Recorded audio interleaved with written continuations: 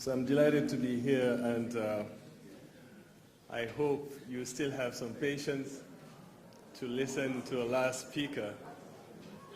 I would hope we can say last but not least, because what was said today I think was tremendous, and I'm quite humbled, and I must admit it will be quite difficult to match most of the deep insight and profound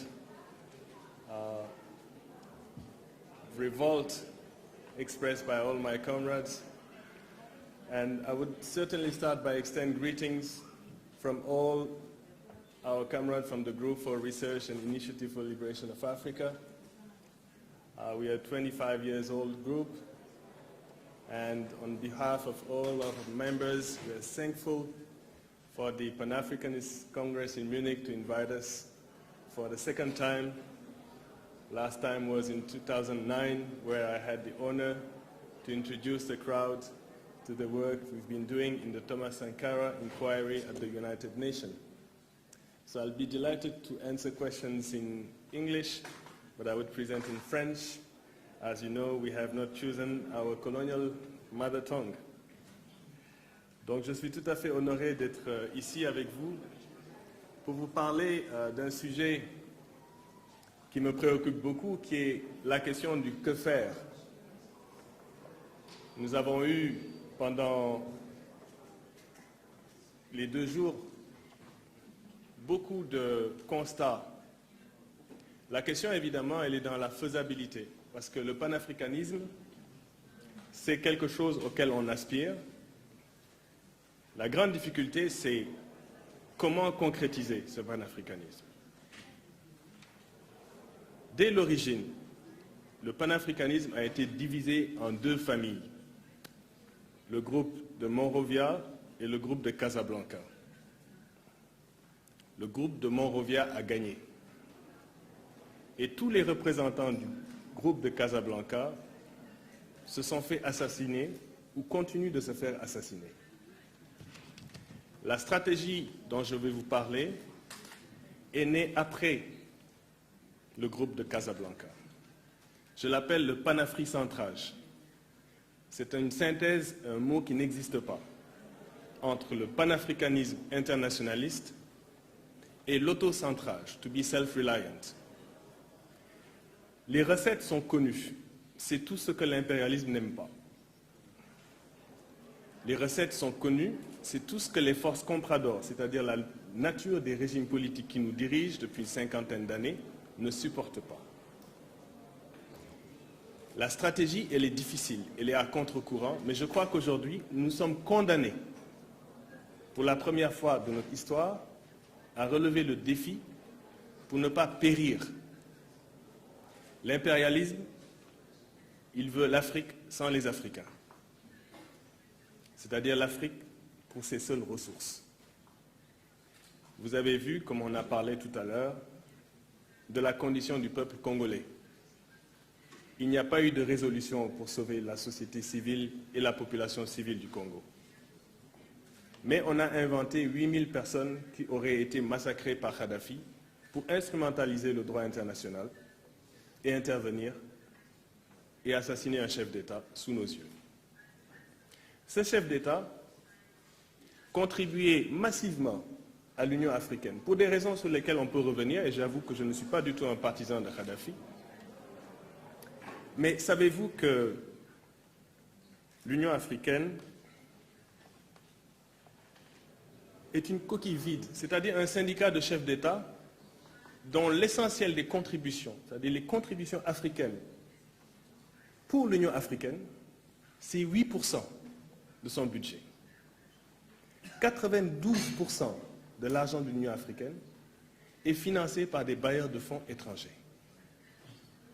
Voici la situation dans laquelle nous sommes. Nous avons un bateau qui est une coquille vide.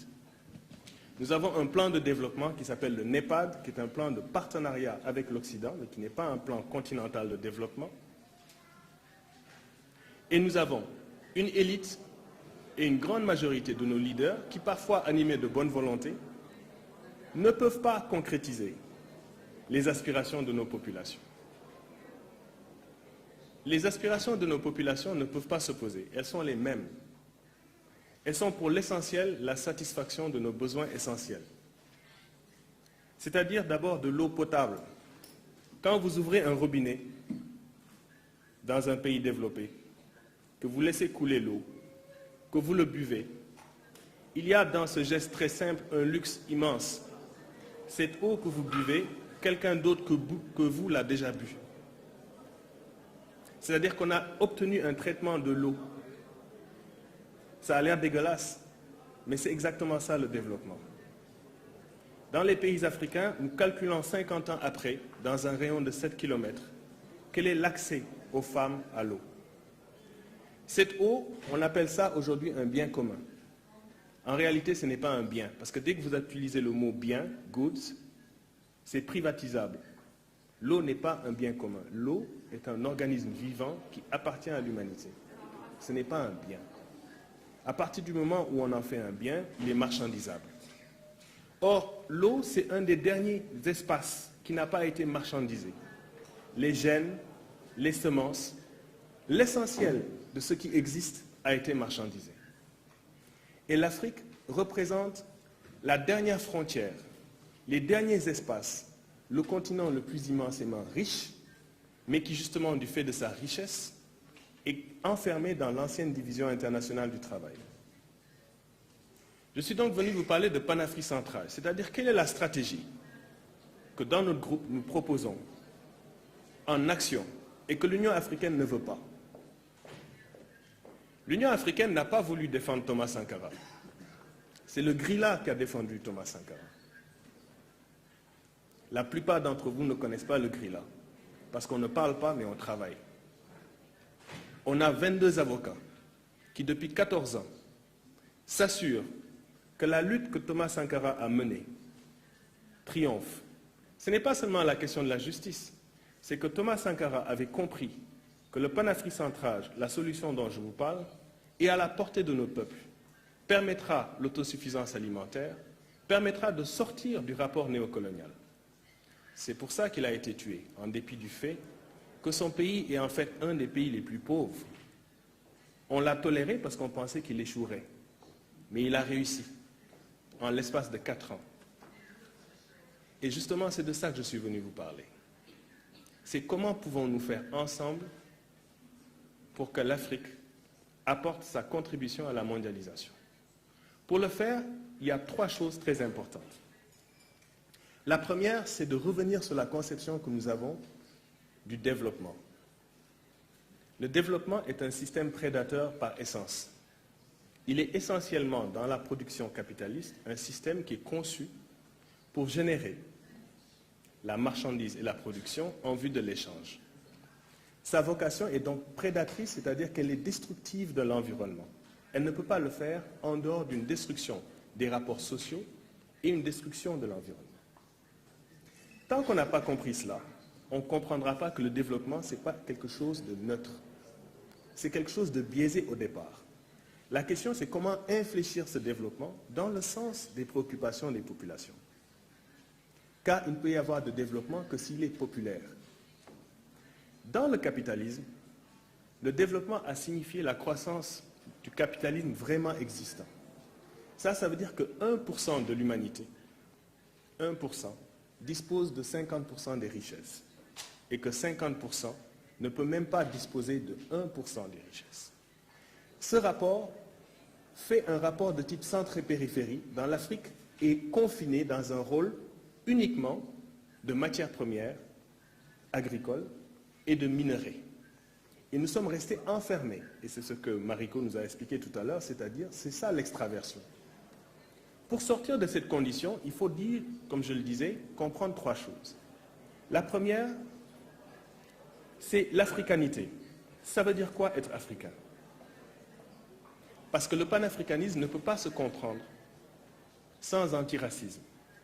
J'ai écouté le débat tout à l'heure et hier, et je vais vous dire très simplement. J'ai préparé une très longue conférence et je crois que je ne vais pas vous la montrer parce que j'avais truffé d'éléments scientifiques l'essentiel de ma présentation pour bien me faire comprendre sur le fait capital suivant. Il n'y a pas de race. Il n'y a qu'une race. Cette question, elle est fondamentale. Il ne peut pas y avoir de panafricanisme si on ne comprend pas que l'Afrique est le berceau de l'humanité, que l'être humain a existé génotypiquement et phénotypiquement il y a 200 000 ans, qu'il a évolué par sélection et adaptation et s'est diversifié, et que cette diversification ne permet aucune forme de hiérarchie entre les êtres humains. Quand on a compris ça,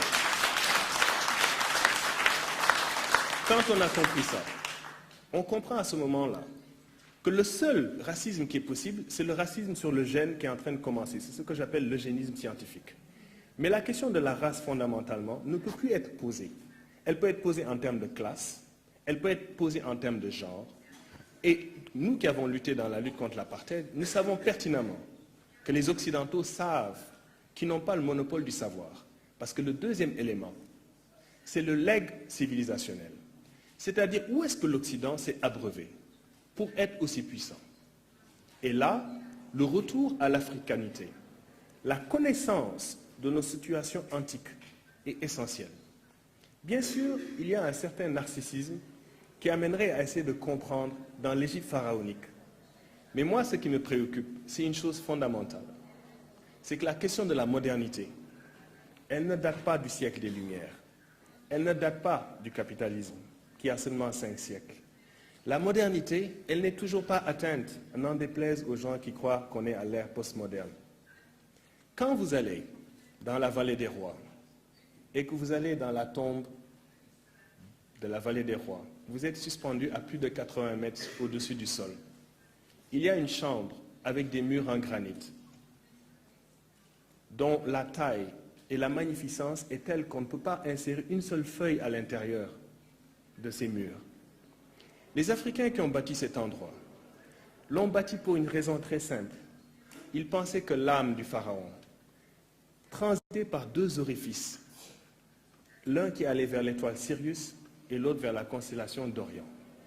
Il se trouve que Sirius, cette étoile qui est la plus brillante de notre firmament, 7 fois la taille de notre Soleil, et qui est le lever héliaque, c'est-à-dire à chaque fois que le Nil inonde ces plaines avec le limon, cette étoile se levait. Et les Égyptiens ont eu l'intelligence de calculer la gravitation de cette étoile en devinant qu'il existait une autre étoile qu'on appelle Sirius B, qui est à la limite de notre système solaire, et que nous ne connaissons, nous, qu'à la fin du 19e siècle et du 20e siècle, grâce au télescope Hubble. Mais eux, ils l'avaient trouvé. Comment ont-ils fait pour le trouver? Ils l'ont fait parce qu'ils avaient compris la science. Mais en Occident, on considère que la science n'existe qu'à partir de la séparation entre le rationnel légal et Dieu. Et c'est là l'erreur. La modernité, elle est devant. Ce que le siècle des Lumières a compris, c'est-à-dire liberté, égalité, fraternité, c'est devant nous. C'est un horizon qui n'est pas encore atteint. C'est un horizon qui est la modernité. Et aucun de ces éléments ne peut fonctionner seul. Vous ne pouvez pas avoir liberté sans fraternité, sans sororité, qui est le mot pour les sœurs. Vous ne pouvez pas avoir ça sans égalité. Et l'Afrique n'a toujours pas eu ça. Or, la question pour nous qui est fondamentale, c'est comment nous pouvons transformer les forces productives de nos pays. Comment pouvons-nous lutter collectivement contre l'ordre comprador? L'ordre comprador, c'est quoi? Ce sont les ordres subalternes qui nous servent de leaders. Pour ça, il faut s'organiser. D'abord en soutenant les forces progressistes de gauche. Les forces progressistes de gauche, pour la plupart, sont maquillées. La valeur fondamentale qui est derrière le panafricanisme, c'est l'internationalisme. Cette chose, on en a parlé tout à l'heure, Lamine Senghor, Garin Kouyaté, Albert Einstein, qui était un socialiste, l'ont découvert dans la première internationale. Ça veut dire que bien avant nous, il y avait des gens qui se réunissaient comme on se réunit ici, contre l'ordre du monde. Et ils ont perdu durant la guerre d'Espagne. Et c'est pourquoi le fascisme a réussi. Et je crois que le fascisme est en train de revenir. Il revient parce que dans sa forme néolibérale, le capitalisme sécrète, surtout en moment de crise, le retour au racisme, le retour aux peurs. Les Africains doivent comprendre cette fois-ci la troisième chose, qui est leur capacité d'organisation qu'ils ont démontrée lorsqu'on a abattu l'apartheid. Les leçons à tirer de la chute de l'apartheid sont insuffisantes. Ceux qui connaissent cette lutte savent que les Sud-Africains, un peu comme Robert Mugabe sous Lancaster House, ont dû renoncer au RDP et ont adopté le GER, qui est un plan d'ajustement interne. Pourquoi? C'est parce que le néolibéralisme impose l'ajustement structurel pour être intégré dans une mondialisation basée sur le crédit. Et comme les pays africains ont échoué à un nouvel ordre économique international en 1973, la seule solution, c'était acheter aujourd'hui, payer demain. Et dans ce acheter aujourd'hui, la plupart de nos élites en ont profité. Donc nous payons aujourd'hui une dette qui est à la fois odieuse, mais qui freine notre développement et que nous ne devrions pas payer. C'est ce que Thomas Sankara avait dit. J'en viens donc à mon point. Quelle est la stratégie possible pour se sortir de cette condition? C'est une stratégie basée sur le désengagement sélectif, c'est-à-dire une rupture sélective avec le marché mondial. Beaucoup vont vous dire « Ah non, non, non, ça c'est pas possible ». Et pourtant, ici même en Allemagne, où cette idée a été lancée, dans l'esprit de Liszt, les Länder se sont créés et se sont développés sous cette forme. C'est-à-dire qu'il a fallu protéger l'économie locale, consolider l'agriculture, avant de connecter au marché mondial. Les Américains, ils ont fait la même chose. Le boycott du thé de Boston, c'est quoi? C'est la rupture avec le capitalisme anglais et la construction de leur propre économie. Beaucoup plus récemment, ce pays qui effraie tant le monde, la Chine, qui a été freiné dans son développement par les Occidentaux, a échappé à la périphérisation. Comment? En comptant sur ses propres forces, en bâtissant une économie intérieure de biens de consommation de masse, basée sur l'autosuffisance alimentaire, les étapes graduelles d'un progrès basé sur une industrialisation en étapes, le revenu entre ville et campagne, qu'on ne nous dise pas que ce n'est pas possible. Lorsque les expériences africaines similaires ont été essayées, elles ont été sabordées. On a donné le cas de Sékou Touré. Dès que Sékou Touré a voulu battre sa monnaie, qu'ont fait les Français? Ils ont créé plein de faux billets guinéens et ils ont inondé le marché avec ces faux billets. Camarades, la solution, nous la connaissons. Et l'ordre mondial le sait. Aujourd'hui, je déplore que dans nos discours, nous utilisons des mots comme bonne gouvernance, comme si c'était des mots neutres. Ce mot, c'est la dimension politique, managériale de l'ajustement structurel. C'est un système de démocratie taillé sur mesure pour que le marché et la société civile, qui est déjà cooptée, fassent le développement à notre place. Il faut que nous ayons l'intelligence de comprendre nos propres concepts. Il faut que nous redécouvrions dans nos cultures les modes de régulation. Vous savez ce que c'est que les modes de régulation? C'était des systèmes que nos sociétés africaines avaient inventés pour que les abus du prince n'arrivent pas. Il en reste des vestiges. Par exemple, quand vous voyez le Mogo Naba tous les matins au Burkina Faso se lever, quitter le palais et que les gens le supplient de rester. C'est la forme de démocratie la plus achevée. Imaginez votre chancelière, Angela Merkel, tous les jours sortir et dire « je pars » et le peuple la retient. C'était ce système qui existait. Dans d'autres contrées, les peuples littéralement s'exilaient ou fait tuer le roi. Et le roi lui-même devait se tuer. Pourquoi ce système existait? Il existait parce que, et c'est là que nous avons une amnésie, et je dis qu'il faut comprendre notre africanité. L'africanité, c'est un certain élément de cosmogonie qui nous lie. Une conception sur la force vitale de l'individu. Une conception de la justice sociale qui remonte à l'Antiquité, qui s'appelle le Maat. La Maat était la justice cosmique et l'ordre entre l'ordre divin et l'ordre sur terre. C'est pour ça que je préfère le mot équilibre au mot développement. En d'autres termes, si nous redécouvrons ce qui faisait qu'on ne pouvait pas couper un arbre impunément, qu'on ne pouvait pas gaspiller les ressources, si on pouvait comprendre que les éléments de solidarité et la lutte pour résister existent depuis très très longtemps et ont permis une certaine stabilité. Par exemple, en Égypte, ça a permis ces valeurs, 3000 ans de stabilité, qui font que le monde entier, un peu comme on va à New York aujourd'hui, le monde entier allait en Égypte pendant 3000 ans. Ils sont allés ensuite à Kouch. L'idée n'est pas de dire que nous sommes capables de revenir en arrière. L'idée, c'est de se rendre compte que nous sommes capables si nous nous organisons. La question de l'organisation passe par un certain nombre d'éléments. Le premier élément, c'est au niveau de l'intelligentsia. Notre intelligentsia n'est pas organique.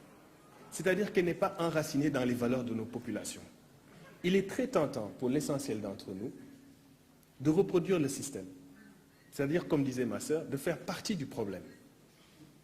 La minorité d'entre nous, qui par contre ont compris qu'ils peuvent travailler, sont condamnés à apprendre à travailler ensemble, quelle que soit leur obédience. Lorsqu'on prend la peine à ce moment de comprendre le rôle de l'intelligentsia organique, arrive la deuxième tâche. C'est celle de l'équilibre entre la ville et la campagne. Cet équilibre entre la ville et la campagne, c'est comment on améliore le revenu paysan. La plupart des intellectuels sont contre. Pourtant, nous mangeons tous les jours la bouffe du paysan. Nous avons deux priorités en Afrique. Je regardais l'autre jour la FAO qui disait qu'il fallait augmenter la productivité du marché mondial. La planète produit suffisamment pour nourrir 10 milliards de personnes. Le problème, c'est que le système de distorsion de l'agriculture est mal fait. 40% des céréales servent à nourrir le bétail. Ça veut dire qu'ils pourraient nourrir plus que la population africaine. Mais c'est fait sciemment, parce que dans la population africaine, l'orientation de la Division internationale du travail, c'est seulement sur les cash crops, pardon. Nous sommes donc condamnés à réussir le défi vivrier, l'autosuffisance alimentaire. Je ne vous parle pas de souveraineté alimentaire qui est basée sur les revenus. Je vous parle de la capacité de pouvoir créer un marché intérieur de biens de consommation de masse où la production agricole locale est valorisée. Ça veut dire que vous payez un salaire décent aux paysans, qui lui donne la peine de pouvoir nourrir sa population. Ça suppose un changement de mentalité de nos élites. Ça suppose un autre système de consommation qui n'est pas basé sur l'extraversion et les complexes que nous avons développés et que Fanon a bien compris. Lorsque nous avons réussi ces premiers éléments de base, nous tournons l'essentiel du développement sur la satisfaction des besoins essentiels, c'est-à-dire l'accès à de l'eau propre et potable, l'accès à une éducation, c'est-à-dire revenir à un système de démocratisation de l'enseignement. Ce n'est pas de nivellement par le bas. En réalité, c'est d'enseigner d'abord dans nos langues vernaculaires et au moins une langue continentale, ce qui veut dire que dans une génération, si nous choisissons le Swahili par exemple, nous pourrions parler aujourd'hui dans cette conférence dans une langue africaine au lieu de pérorer dans une langue qui n'est pas la nôtre.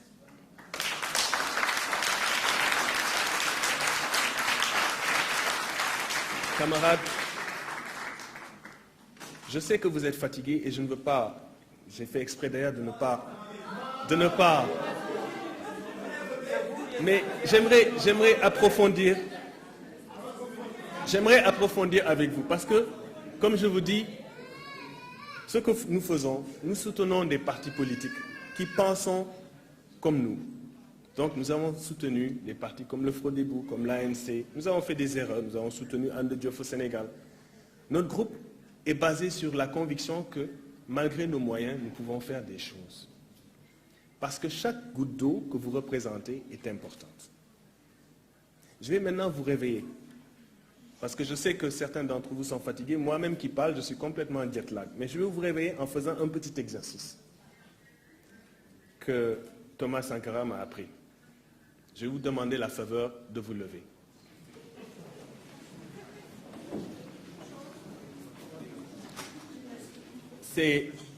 C'est vraiment important. J'entends déjà les protestataires.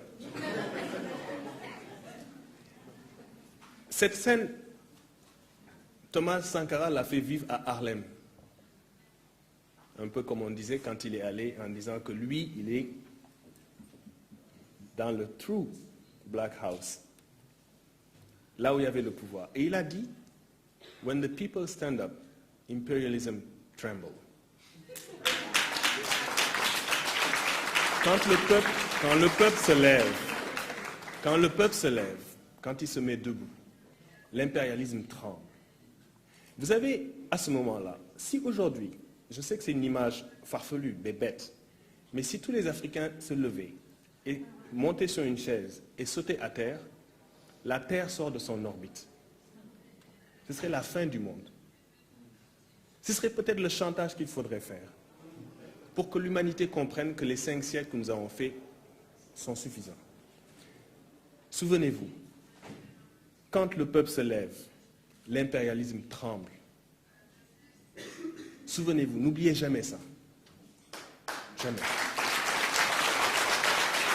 Vous pouvez vous asseoir. Merci. Merci. Donc, le peuple tunisien s'est levé comme vous avez fait. C'était un peuple qui représentait le modèle du néolibéralisme en Afrique.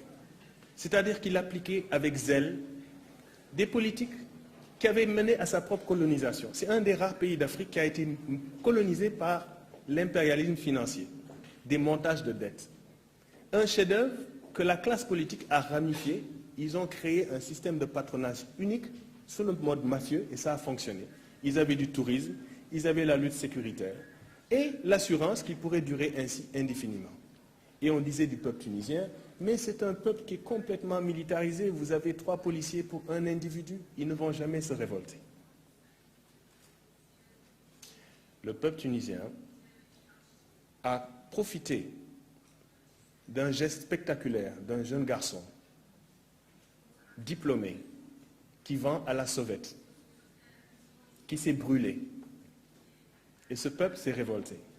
Bien sûr, il y a eu toutes sortes d'autres infiltrations, changement de garde, coup d'état de palais, influence de Washington, etc., etc. Mais il y a une chose qui est sûre, c'est que ce peuple s'est vraiment révolté. Et il a chassé son dictateur. Ça ne veut rien dire. Le Mali a fait la même chose. Nous avons ici, avec Mariko, la preuve vivante d'une génération qui a vu la révolution, qui a fait la révolution, et qui n'a pas su bénéficier. Donc ce n'est pas parce qu'on fait la révolution que c'est la révolution. Il y a des avancées révolutionnaires. Il ne faut pas confondre. Le changement des systèmes productifs, c'est un combat inlassable qui est basé sur la question de la maîtrise de notre accumulation. Elle passe par une deuxième coïncidence sur laquelle on ne veut pas parler, qui est la maîtrise de nos ressources naturelles. Aujourd'hui, il faut un programme. Les premiers congrès panafricains étaient basés sur le congrès que Sylvester Williams avait posé sur l'accaparement des terres en Afrique. Il faut refaire ce congrès aujourd'hui. Il faut refaire ce congrès parce qu'au moment où on se parle, non seulement l'accaparement des terres est un phénomène bien avancé, mais l'Afrique a reculé sur l'essentiel de ses ressources, c'est-à-dire que tous les acquis de la génération de Sanou qui est ici assis, c'est-à-dire les jeunes de l'indépendance, tous les éléments de souveraineté ont été dénationalisés. Il ne peut pas y avoir de développement s'il n'y a pas une souveraineté sur nos ressources. Ça, c'est la faculté de les garder en réserve, de les exploiter ou de choisir avec qui on les fait. Cette faculté, les pays africains ne l'ont plus. La faculté de pouvoir, nous discutions sur la question des finances, n'en déplaise à tout ce qu'on a dit, c'est la question que j'avais posée à Sanou. Kadhafi avait avancé de son propre argent 10 milliards pour la constitution d'un fonds souverain qui permettrait à l'Afrique d'avoir une monnaie continentale. Maintenant qu'on l'a assassiné, vous pensez que ce projet-là est à l'ordre du jour? À l'Union africaine, où les pays africains ne veulent même pas cotiser à cette organisation-là? La réalité, c'est que nos peuples sont actuellement dans un processus de dépolitisation très avancé. C'est-à-dire que le néolibéralisme a effacé, a provoqué un phénomène de désaffection du politique. La politique, on considère que c'est un endroit où les gens s'enrichissent, où les gens ne défendent pas la condition. Et donc les jeunes ont gardé une capacité d'indignation, une capacité de réaction. Mais hélas, pour la grande majorité d'entre eux qui sont conscients, c'est la capacité d'organisation qui fait défaut. Or, l'organisation, elle doit être politique, avec un projet de société. Quand je vous parle de l'autocentrage, ce sont les éléments fondamentaux. Ça ne veut pas dire que ça va vers le socialisme ou vers le capitalisme. Moi, évidemment, j'aimerais que ça aille vers le socialisme. Mais ces premières étapes de la construction sont refusées par nos élites et la plupart de nos partis politiques, et donc forcément par l'ordre mondial. Et je vais vous dire pourquoi. Ici, nous sommes en Allemagne. L'Allemagne pourrait facilement fonctionner avec le Deutsche Mark. Mais l'Allemagne a compris que sa force et sa puissance, c'est d'être la locomotive de l'Union européenne. Et les Européens qui se sont battus pendant plus de 100 ans qui ont fait 2 guerres mondiales réussissent à s'unir alors que nous ne nous sommes jamais battus. Nous n'avons toujours pas la capacité. Et on nous dit que c'est impossible parce que nous sommes trop de nations. Mais la nation elle-même en Afrique n'existe pas. La plupart des États qui ont précédé les nations n'arrivent pas à cristalliser la nation parce que c'est sur des bases, comme vous le savez, arbitraires. Il y a peut-être 3-4 nations en Afrique. Si nous voulons accélérer le processus de confédération africaine, il faut comprendre qu'il ne peut pas y avoir de développement autocentré sans autonomie collective. Ça veut dire qu'il faut qu'on s'entraide. Il faut qu'on comprenne les mécanismes d'un développement rural intégré. Il est possible de se développer sans un seul engrais chimique. La Chine en a fait la démonstration. Avec des systèmes de rotation de sol, avec des systèmes qui utilisent le compostage, avec des systèmes qui utilisent la diversification. Et nous avons surtout de l'énergie solaire, l'énergie éolienne. Des Allemands, des Espagnols parlent d'installer des systèmes solaires dans le désert pour électrifier l'Europe. Et il y a des pays africains qui sont d'accord. Comme il y a des pays africains qui apparemment, et notre camarade qui m'a précédé en a glissé un mot, sont prêts à accueillir l'Africom qui est basé ici à Stuttgart. Qu'est-ce que ça fait à Stuttgart, vous croyez? Une force pour l'Afrique à Stuttgart. C'est pour contrôler les Africains qui sont là? Non, c'est le poste avancé pour qu'un pays africain l'accepte. Et ce pays africain, ça va être la Libye. Ça va être le Libéria de Mme Johnson. Ça va être l'Ouganda et le Rwanda qui ont déjà accepté sur le principe que ces forces-là soient là. Mais c'est nous qui sommes responsables. C'est nous, par notre désorganisation. Je vous dis, camarades, nous avons fait un choix. La lutte que je mène personnellement, je sais que je risque ma vie à le faire. Mais c'est un sacrifice et un choix. Je n'ai pas dit que vous devez le faire. Mais tout ce que je dis, c'est que moi, j'aime la vie. Je suis né par un accident historique. C'est parce que mon père a ramené les frères de Guy qu'il a rencontré une jeune femme qui était l'interprète. Sans cet accident historique de la mort de Patrice, je ne serais même pas là devant vous. Je suis le produit entre 2 océans, entre une femme arabe et un sahélien. Je suis la preuve vivante que le panafricanisme est une réalité.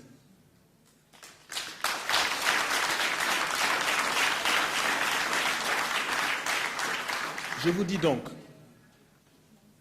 les jeunes actuellement, les jeunes africains, n'ont pas d'autre option dans les sociétés dans lesquelles nous sommes que celle de s'exiler. Les modèles de consommation qu'on leur fait miroiter ne sont pas viables. Pour la première fois dans son histoire, l'humanité ne peut plus supporter notre système de production et de consommation. C'est-à-dire que l'Occident elle-même est frappé par un phénomène, elle est en déclin. On peut se pâmer et dire que notre taux de croissance est quand même supérieur, que nous contribuons à l'économie mondiale. Mais ce système est nul et non avenu s'il n'y a pas une redistribution à la tête de nos populations. Or, il n'y a pas de redistribution à la tête de nos populations. Ce qui risque d'arriver, si la tendance se maintient, c'est que comme les portes de Schengen se ferment et que les jeunes se tournent vers l'Argentine, parce que peut-être vous ne le savez pas, mais beaucoup de jeunes Africains vont aujourd'hui vers l'Argentine. Et il y a 3 semaines, on a tué un jeune Sénégalais là-bas, en toute impunité. Donc si les routes sont fermées, si les autres pays africains prospèrent eux-mêmes, comme l'Afrique du Sud, se ferment à leurs frères africains, voulez-vous qu'on ait les désespoirs de Sidi Bouzid, c'est-à-dire des jeunes qui commencent à s'immoler, à avoir des actes de plus en plus délinquants, de débrouille dans l'économie informelle? C'est ça que l'ordre mondial veut, parce qu'il a compris qu'il peut instrumentaliser nos jeunesses dans nos conflits. Il y a eu plus d'enrichissement illicite, il y a eu plus de pillage de ressources grâce aux guerres, surtout dans la dernière guerre interafricaine du Congo. Et moi je le dis, tant qu'on n'a pas résolu le problème du Congo, il n'y aura pas de panafricanisme. Ici à Berlin, on a fait le premier projet de libre-échange au monde. Ce n'était pas la division de l'Afrique. La plupart des livres disent que c'est là qu'on a balkanisé l'Afrique. Ce n'est pas vrai. C'était le premier projet de libre-échange de type capitaliste, la libre circulation dans un espace en autant qu'on reconnaisse la souveraineté de Léopold II. Mais grâce à ça, les Occidentaux qui s'en voulaient à mort ont pu faire des traités et donc redessiner de la carte à partir de ce moment-là et faire de l'Afrique leur périphérie, alors qu'avant c'était l'Amérique qui était sa périphérie. Je ne peux pas parler de panafricanisme si on ne comprend pas que la place des diasporas est en Afrique. Mais pour que ces diasporas reviennent en Afrique, il faut que les Africains eux-mêmes redécouvrent leur africanité. Il faut que nous ayons le courage de définir les éléments d'un panafricanisme révolutionnaire et intègre. Tant qu'on ne l'aura pas fait, nous allons nous gargariser de discours qui font partie du problème. D'accord? Et c'est là qu'est le problème. C'est-à-dire que les partis politiques, les forces qui, comme nous, proposent des alternatives à l'Union africaine ou dans des hémicycles comme ça, qui posent les écrits, nous aimerions que vous discutiez le contenu de nos plateformes, que vous critiquiez fondamentalement. Lorsque le NEPAD est sorti, il est sorti au Canada, à Kananaskis, dans un petit trou reculé parce que les gens du G8 ne voulaient pas que nos manifestants qu'on avait amenés, plus de 6 000 que nous avions amenés contre le NEPAD, puissent passer. Nous sommes restés une semaine à travailler sur chacun des points du NEPAD. Et nous avons fait une critique annotée du NEPAD. Et au moment où on se parle, l'Afrique n'a toujours pas de plan continental de développement, alors qu'on avait des jalons comme le plan de Lagos et bien d'autres plans. Nous devons avoir un plan de développement. Ces congrès, ces événements sont importants, mais ils sont insuffisants. Parce que nous n'arrivons pas à cristalliser nos luttes à travers des stratégies cohérentes, par étapes, concrètes sur les véritables projets de société. Quelles sont les alternatives à caractère économique de compter sur nos propres forces? Quelles sont les tentatives de coopération sud-sud? Et c'est là que nous avons des faiblesses. Nous ne devons pas attendre encore un autre congrès. Nous devons apprendre à compter sur nos propres forces, même si c'est petit. Même si c'est petit.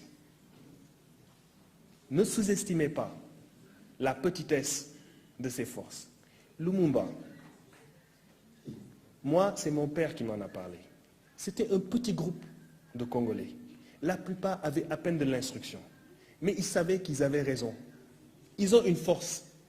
Moi, au moment où je vous parle, je ne me sens pas invincible. Mais j'ai un courage dans mon cœur parce que je sais que ce que je vous dis, vous savez que c'est vrai. Vous savez que c'est vrai.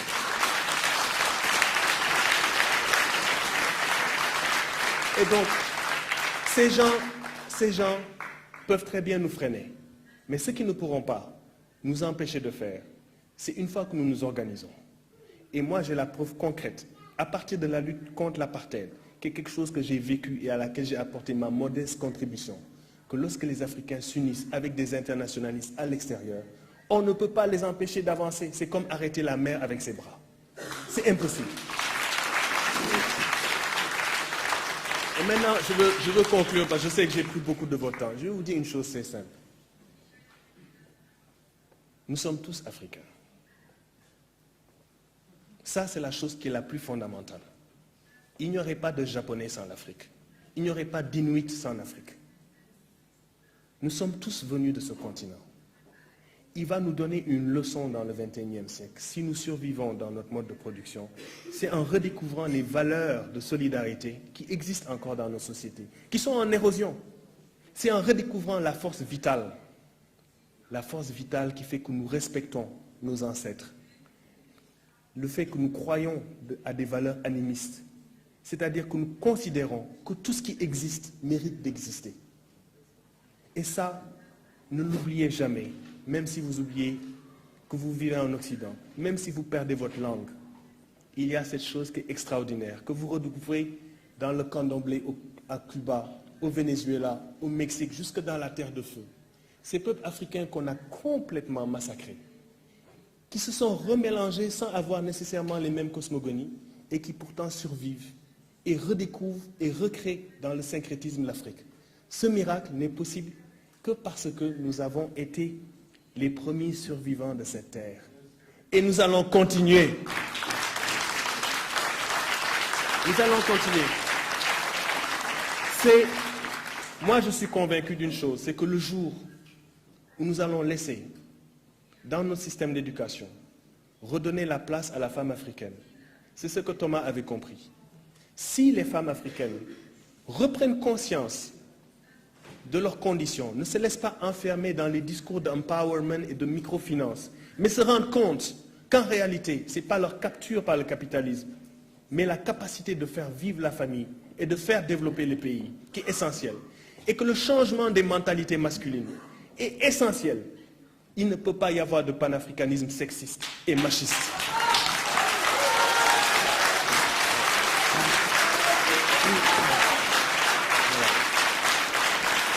Je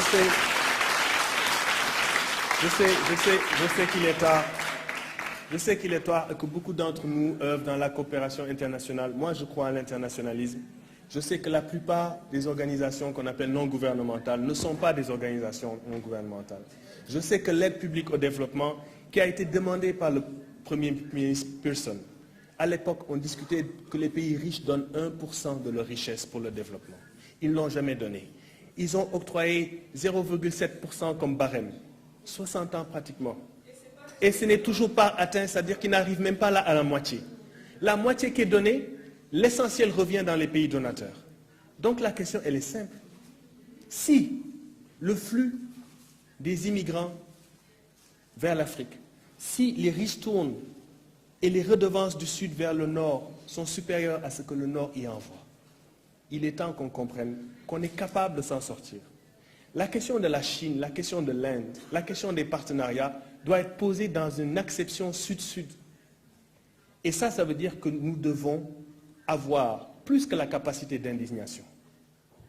Moi, je suis convaincu que si chacun de vous pouvait convaincre son frère et sa sœur de rallier une formation politique et de s'impliquer véritablement pour un changement, quelle que soit la couleur politique, nous y arriverons. L'engagement politique est réel. Il ne peut pas y avoir de changement sans engagement. Et c'est ça que les gens qui sont les plus proches de la ligne de front font. Voilà. J'aimerais finir en donnant un petit mot sur l'affaire Sankara. Parce que, comme vous le savez, cette affaire est très importante. Cette année, le 15 octobre, on a célébré.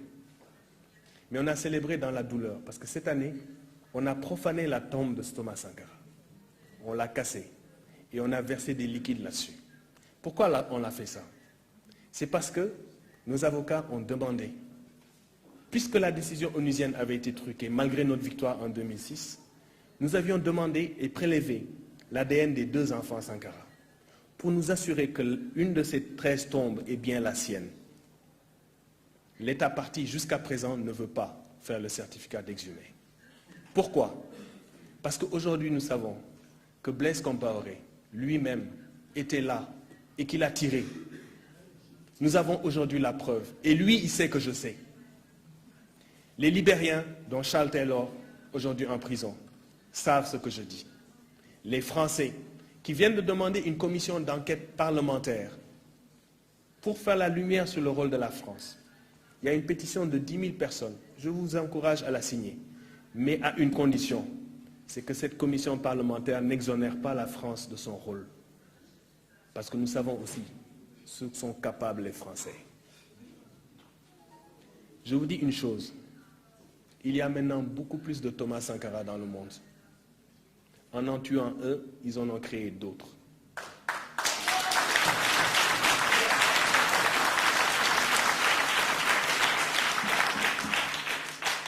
N'oubliez jamais, chacun de vous est une goutte d'eau. La pluie, la mer sont faites de gouttes d'eau.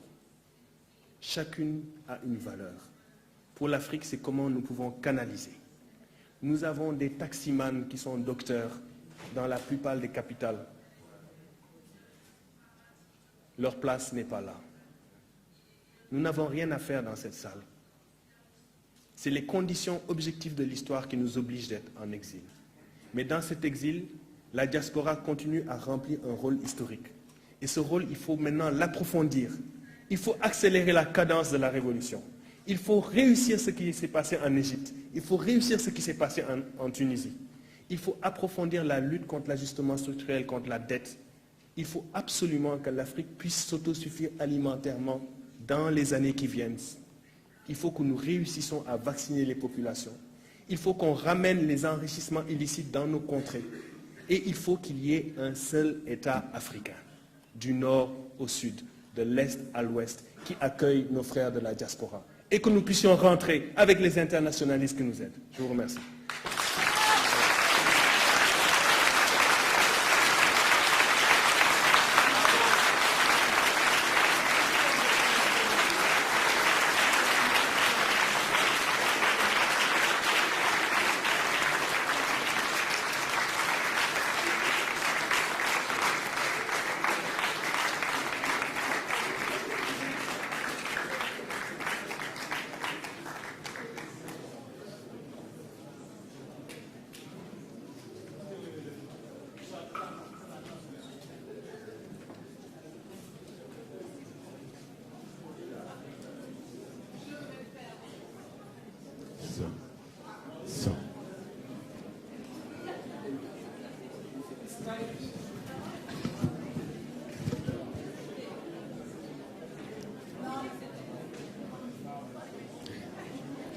So, ich lasse das mal genießen. Das war jetzt eine hervorragende Abrundung des ganzen Tages. Und jetzt möchte ich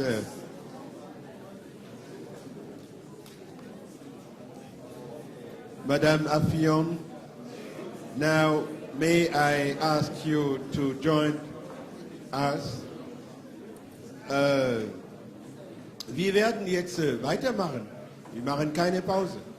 Also meine Schwester oben möchte ich bitten, sie soll tief atmen, ein bisschen Kraft holen. Wir werden weitermachen, damit wir in der Diskussion le programme continue. We will move, yes.